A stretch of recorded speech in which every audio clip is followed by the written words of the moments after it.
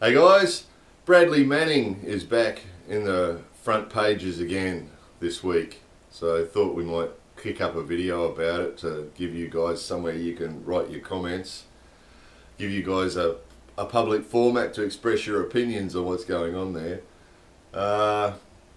Just to kick the ball, get the ball rolling. First one would have to be, haven't spoken about this since he got his conviction, 35-year conviction, and a lot of people are really upset about that.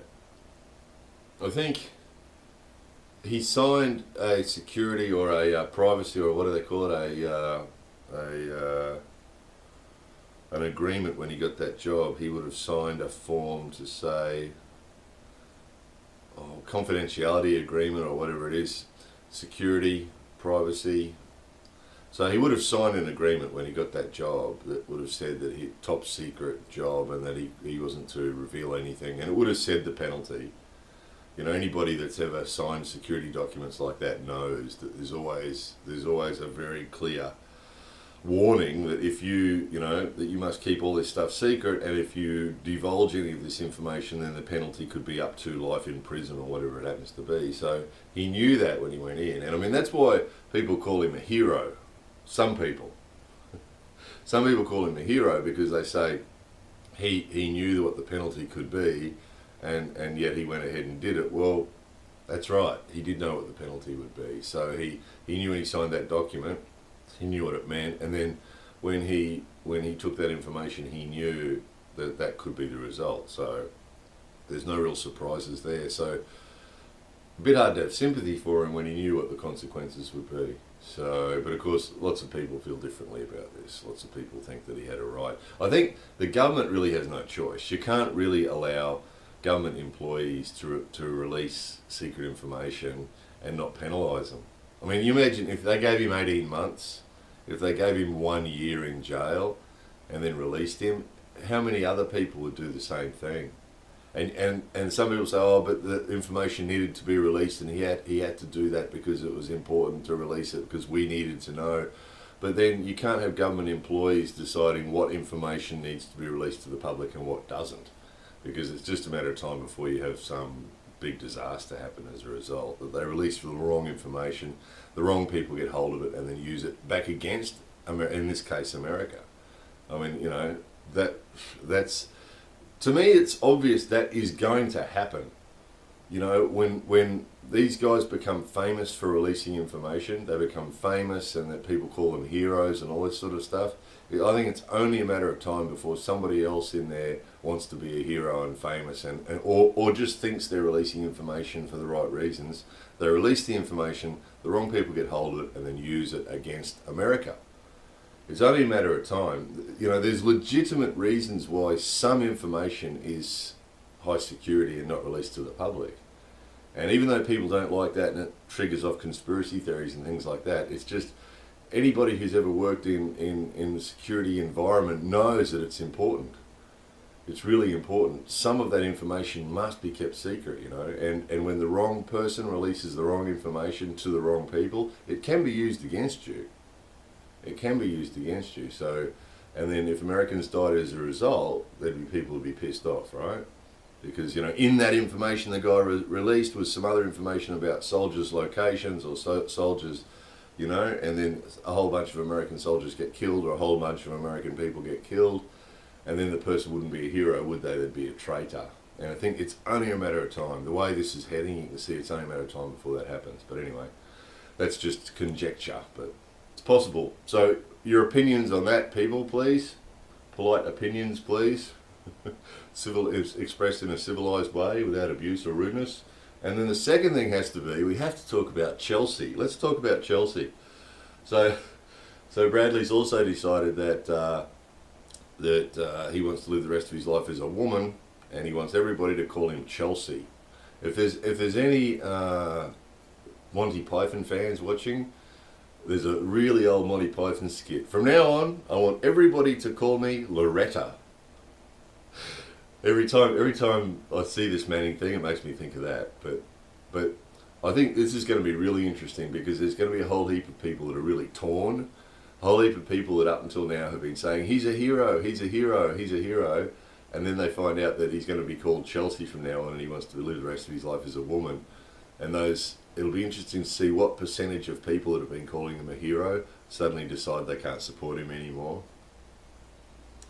Because there'll be some people whose feelings are that releasing information to the public is important and he's a hero, but those same people might have a little bit of hidden bigotry in them when it comes to accepting people with different sexual orientations and so on, and then they're anarchist or they're whatever part of them, their patriot or whatever they want to call that part of themselves that supports him, might find itself fighting with their bigoted side that has trouble supporting a transsexual or whatever he ends up being. I think they've refused him treatment, so he won't have any treatment, but whatever, transgender, transsexual, transvestite, probably will all he'll end up being, because if they don't let him do any treatments, any physical treatments, he'll just end up being a guy in drag probably. But yeah, it'll be interesting, and already you can see it in the videos that I've watched on YouTube or the news reports from the news stations about it. You can see in the comment section already that instead of everybody, because as it was before, 90% of people were calling him a hero, and there's just a very small percentage of people saying that he's not a hero, that he's a traitor because he's releasing all this classified information.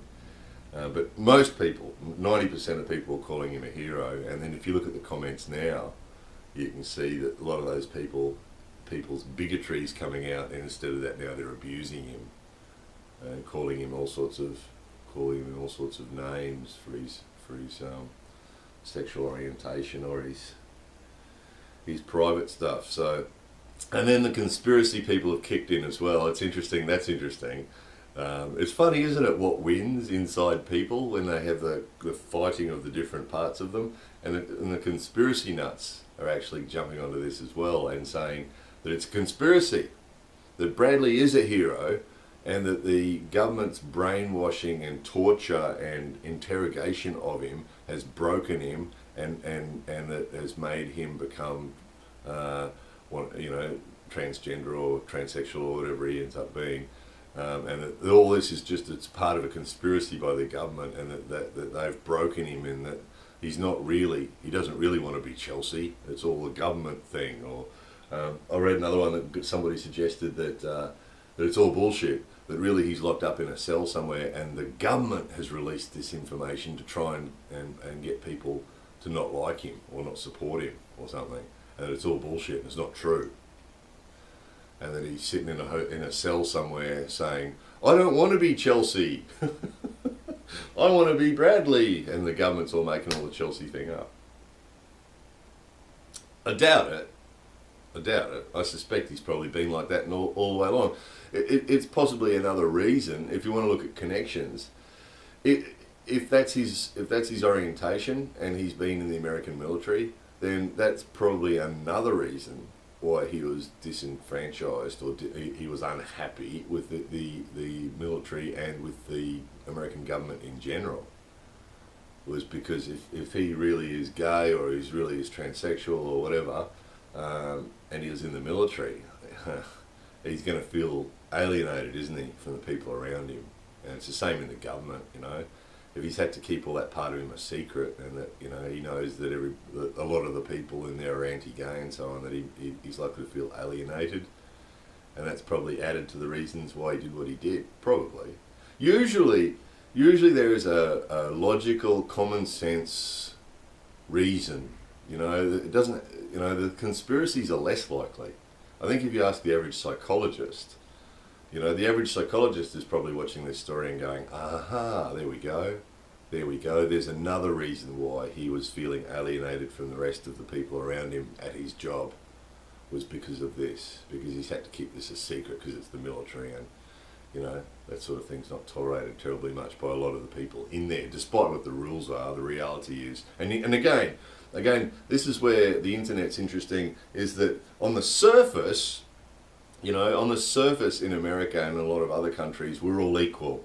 And on the surface, you know, theoretically, you know, everybody's treated equally, and that, you know, that whether you're gay or straight or bi or whatever you are, a black or white or green or orange, everybody's treated exactly the same way. That's on the surface, and that there's no racism or bigotry. But then if you look on the internet, that's where you can see what people's thinking really is, you know. And it's obvious, isn't it, that racism and bigotry and homophobia is really strong. I've made videos about this before, addressing this directly, the homophobia thing. It's so strong in a lot of Western countries, well, a lot of countries in general, but I mean, not all countries. There's a lot of countries that are more cool about it, but specifically America and Australia and, Japan's not real homophobic. Japanese TV is full of transsexual people and gay people and all sorts of things, openly. Well, not open, yeah, openly. It's, there's a dude in a dress. There's a dude in a dress comparing a TV show. Some of the most famous people on Japanese TV are guys in dresses. And, lots of gay people on Japanese TV. And so they're not homophobic here, relatively compared to other countries. But, Australia and America and a lot of other countries that claim to have everybody's equal, it's not true. The only people that are really equal in Australia and America and a lot of other countries like that are the straight white males. If you're another colour, or you're gay, or you're a woman, you're going to get all sorts of disadvantages. It's just the way it is. We pretend, or people pretend otherwise, because it makes us seem more evolved, but it's not true. So you can see it yourself on the internet. Look at the comments. Look, when people are anonymous and they can say what they really think, that's where you get to see it. The anti-gay stuff, the anti-black stuff, the anti-female stuff, women getting people's attitudes, males' attitudes about, real attitudes about women, you can see. And yeah. So anyway, back to the topic, Manning. So what do you think? What's the deal with the Chelsea thing?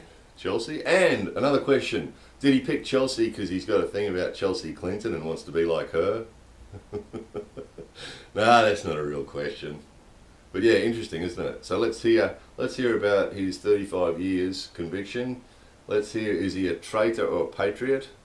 And what do you think about his wanting to be Chelsea thing? Is it a conspiracy by the evil Barack Obama, or is it just his orientation? And is it just that's one of the reasons why he was unhappy in the army? More videos coming soon.